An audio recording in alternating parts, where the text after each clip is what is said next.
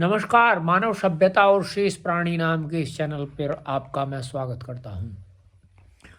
जैसा कि मैंने एक वीडियो पोस्ट किया था इससे पहले, और उसमें मैंने कुछ ये बात बताई थी कि जब हम अपनी मूल से जुड़ते हैं तो हमें शक्ति मिलती है, क्योंकि ऐसा मेरा क्या ये एक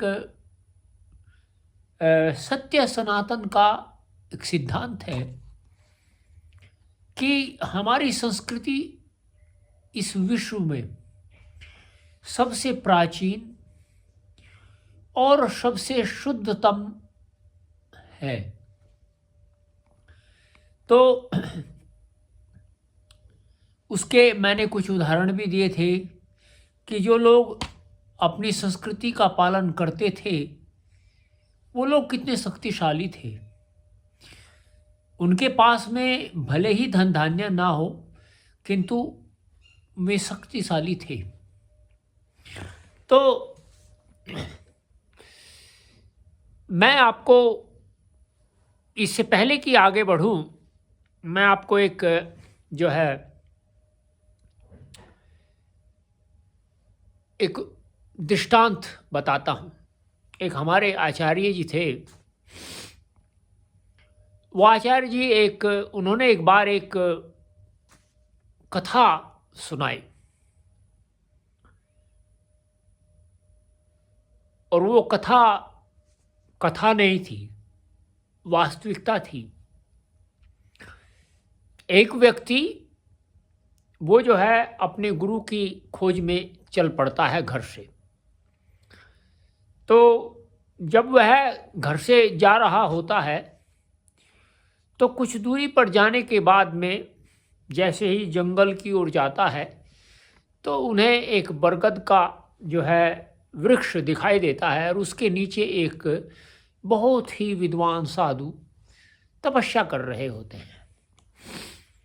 तो वह वहाँ जाकर के उनसे कहता है, महाराज मैं आपका शिष्य बनना चाहता हूँ। तो उन्होंने कहा कि देखो, मैं तो अभी आपको शिष्य नहीं बना सकता, किंतु आप इस मार्ग पर चलिए, और इस मार्ग पर आगे जा कर के आपको एक और व्यक्ति मिलेगा, और वह व्यक्ति जब आपको मिलेगा वह आपको अपना शिष्य बना लेगा। वह चलना प्रारंभ कर देता है, और चलते चलते चलते चलते उसको 20 वर्ष हो जाते हैं उस व्यक्ति की खोज में। जब वह 20 वर्ष की अवस्था उसकी चली जाती है, और तो वह उसी मार्ग पर आता है, और उसी मार्ग पर आने के बाद में उसको वह व्यक्ति दिखाई देता है। तो वह जाते ही जो है उसको नमस्कार करता है, और नमस्कार करने के बाद में उनको कहता है कि महाराज मैं आपका शिष्य बनना चाहता हूँ। तो उन्होंने कहा कि ठीक है, तुम मेरे शिष्य बन सकते हो, उठो। तो जब वह उनके चरण स्पर्श कर रहा होता है तो ऊपर को जब वो उन्हें वो उठने के लिए कहते हैं उसको, तो वह जैसे ही अपनी आंखें ऊपर करता है तो देखता है कि वही व्यक्ति उसके सामने है। तो उसे बड़ा आश्चर्य होता है। वह पूछता है कि महाराज मैं यही से अपनी एक यात्रा प्रारंभ की थी, और जब मैंने यहाँ से अपनी यात्रा प्रारंभ की तो आपने कहा कि एक इसी प्रकार का बरगद का पेड़ आपको आगे मिलेगा, और उस बरगद के पेड़ के नीचे एक व्यक्ति बैठा मिलेगा, और मुझे 20 वर्ष हो गए घूमते घूमते, और आपने जो है आज मुझे अपना शिष्य बनाने को कहा है। ऐसा क्यों किया कि आपने मुझे 20 वर्ष तक जो है भटकाया। वह व्यक्ति उनसे ये बात पूछता है, तो वह उनका बड़ा सुंदर उत्तर होता है। उन्होंने कहा, देखो 20 वर्ष पहले जो व्यक्ति मुझे मिला था वह तपस्या की भट्टी में नहीं तपा था, और जो 20 वर्ष तक जो खोजता खोजता मेरे पास में आया है वह तपस्या की भट्टी में तपा है, और उसको जो चाहिए वह अपनी उस खोज को निरंतर ये कह सकते हैं कि जारी रखे हुए है। तो आज इसलिए मुझे ये लगा कि अब तुम्हारे शिष्य बनने का समय है, और तुम्हें वह सब जानने का अधिकार है जो तुम जानना चाहते हो। मैं उस व्यक्ति का नाम फरीद था, जो व्यक्ति गुरु की खोज में था। अब इसी प्रकार का जो है एक और दृष्टांत है। 1980 के दशक में एक जो है बहुत बड़े सिद्ध योगी हुए हैं उत्तरकाशी में। उनका नाम स्वामी राम था। तो स्वामी राम जो है वो उनके साथ भी कुछ इसी प्रकार की घटना हुई थी। उन्हें भी बहुत लंबा जो है प्रतीक्षा करनी पड़ी थी अपने गुरु से वो सब सीखने के लिए जो वो सीखना चाहते थे। तो मैंने ये बात आपको इसलिए बताई कि हमने जो हमें सीखना चाहिए उसके लिए हमने किसी भी प्रकार का कोई तप हम करना नहीं चाहते, और बस हम उसको सीखना चाहते हैं, किंतु ऐसा कभी नहीं होता। यदि आप तप नहीं करते और आप सीखना चाहते हो तो ऐसा कभी नहीं हो सकता। आपको उसके लिए तप करना ही होगा यदि आप सीखना चाहते हैं तो उसी कड़ी में उसी प्रकार की जो शिक्षा है, जैसे मैंने आपको पहले बताया था कि उपनिषदों के अनुसार मनुष्यों के 5 कर्तव्य होते हैं, और उनमें से जो पहला कर्तव्य है वह क्या है उस पर आज प्रकाश डालते हैं। तो ये कहते हैं कि मनुष्य उच्च प्रकार की आस्तिकता के भावों से अपने हृदय को भर ले। उच्च प्रकार की आस्तिकता, उच्च प्रकार की आस्तिकता क्या है वो भी इसी में बताया जाएगा। इसका साधन यह है कि मनुष्य ईश्वर को परिच्छिन्न न मानकर उसे विभु व्यापक रूप में माने। परिच्छिन्न का अभिप्राय पता है क्या होता है? परिच्छिन्न कहते हैं एक देशीय, जो किसी एक देश में रहता हो। देश का अभिप्राय यहाँ स्थान, जैसे आज के ईश्वर वे एक स्थान पर बैठे रहते हैं और वे जो है विभू भी नहीं होते। वे क्या होते हैं ये तो मैं नहीं कह सकता, लेकिन वो विभू नहीं होते। जिस प्रकार प्रत्येक वस्तु आकाश में है और प्रत्येक वस्तु के भीतर भी आकाश है, इसी प्रकार से ईश्वर भी जगत में ओतप्रोत और हो रहा है। कोई वस्तु ऐसी नहीं है जो ईश्वर में न हो। अब देखिए, मैं आपको ये एक बड़ी अच्छी बात, ये प्रकरण चल रहा है। आप यदि पूछे किसी से कि ये बताइए ईश्वर कहाँ है, बहुत सारे लोग कहेंगे सब स्थान पर है। फिर वो कहेंगे कि जो है सब स्थान पर किस प्रकार से हैं, यदि आप ये प्रश्न करें तो वह कहता है, मैं कहेंगे कि कण कण में भगवान है। जब वो कण कण में भगवान कहते हैं तो ये एक अत्यंत ही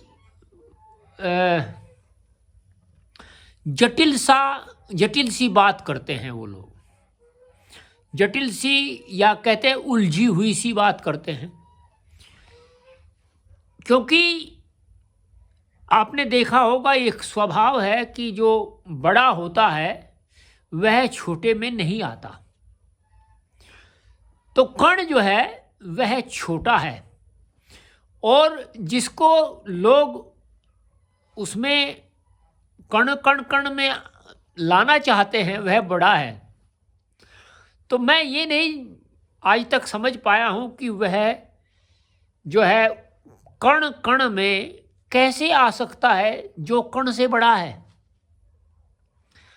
लेकिन लोगों ने उसको बड़ा न भी, वह बड़ा होते हुए भी बड़ा न मान करके एक बहुत बड़ी भूल कर दी और बहुत बड़ी भूल के कारण वे उसको कण कण में बता देते हैं। तो यह वे ईश्वर के साथ तो अन्याय नहीं है क्योंकि वह निर्विकार है। यह हम अपने साथ में अन्याय कर रहे हैं क्योंकि हम उसके स्वरूप को न जान करके उचित प्रकार से या उचित जान करके हम उसको और उचित को अनुचित बना रहे हैं। आगे बढ़िए। इसी सिद्धांत के आचरण में आने से मनुष्य का हृदय लचकीला हो जाता है। जब यह सिद्धांत मनुष्य के अंदर आ जाता है कि उस परमात्मा में इस सृष्टि का कण कण है, तो उसका हृदय जो है वास्तव में लचीला हो जाता है। ये अनुभव की बात है। हृदय के लचकीला होने के लिए दो बातों की जरूरत होती है। प्रथम, वह निष्पाप हो, अर्थात उस हृदय में कोई पाप ना हो। पाप कब होता है? जब हम किसी स्वरूप को नहीं जानते और उस स्वरूप को न जान करके यदि हम कोई कार्य करते हैं तो हम वास्तव में पाप ही करते हैं। फिर क्या होता है जी? दूसरे, उसमें प्रेम की मात्रा अधिकता से हो। प्रेम की मात्रा अधिकता से हो। इसके बहुत सारे उदाहरण दिए जा सकते हैं। एक तो उदाहरण यही है कि आजकल जो ईश्वर का स्वरूप है उसमें लोग प्रेम की मात्रा तो अधिक लिए हुए हैं, किंतु वह प्रेम वास्तविक नहीं है। फिर क्या है जी? ये दोनों बातें ईश्वर को उपयुक्त भांति सर्वव्यापक मानने से मनुष्य में आया करती है। तो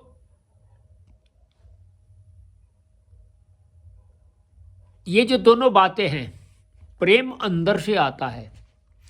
जो ईश्वर के लिए प्रेम होता है ना, वह अंदर से आता है, बाहर से नहीं आता। आज के युग में जो प्रेम है वह बाह्य प्रेम है, आंतरिक प्रेम नहीं है। तो जब आंतरिक प्रेम जागता है तो मनुष्य अच्छाई की ओर चलता है। इसका मैं एक उदाहरण देता हूँ। मुझे कुछ लोग, एक व्यक्ति ने कहा कि आप जो है ये इस प्रकार के वीडियो बनाते हैं, आप के वीडियो में मनोरंजन तो है ही नहीं। मनोरंजन तो है ही नहीं। तो मुझे बड़ा विचित्र लगा और मुझे याद आया एक पंचतंत्र में जो है हितोपदेश में एक श्लोक है, वह आया, ये आया, काव्य शास्त्र विनोदेन कालो गच्छति धीमता। ये कहते हैं कि काव्य और शास्त्र, इन दोनों का अध्ययन, मनन, चिंतन इनसे जो बुद्धिमान व्यक्ति होते हैं वह अपने काल को व्यतीत करते हैं। काल को व्यतीत करना पता है क्या होता है? काल को व्यतीत करना भी अलग होता है, लोग जानते नहीं हैं। काल को व्यतीत का अभिप्राय होता है अपने जीवन को व्यतीत करना। काल ऐसा नहीं है कि उसको कोई व्यतीत कर दे। कहते हैं ना, कालो न याता वयमेव याता। काल कहीं नहीं जाता, काल सदैव यही रहता है। लोग चले जाते हैं, तो ये भी एक गलत धारणा है या एक मिथ्या धारणा है कि हम काल को व्यतीत कर रहे हैं। नहीं, काल को कोई व्यतीत नहीं करता, काल लोगों को व्यतीत कर देता है। तो ऐसी ऐसी धारणाएं हमारी हैं कि हम जो है अपने आप को निष्कलंक और निष्पाप नहीं बनाते हैं। तो वो मैंने इसलिए बताई, जो आपको बता रहा था बात, कि लोग इस प्रकार की बातें सुनना चाहते हैं जिस वातावरण में वो इस समय हो। वो उस वातावरण से बाहर निकलना ही नहीं चाहते, वो उस वातावरण से बाहर झांकना ही नहीं चाहते। जैसे उदयवीर शास्त्री जी ने एक पुस्तक लिखी है सांख्य सिद्धांत, और उन्होंने 2-3 लाइन उसमें जो है जो बहुत सुंदर लिखी है। उन्होंने कहा कि उनमें लिखा है कि समाज के अंदर एक इस प्रकार की भित्ति का निर्माण हो गया था जिसके उस पार, भित्ति के उस पार देखने का कोई भी साहस नहीं कर पा रहा था।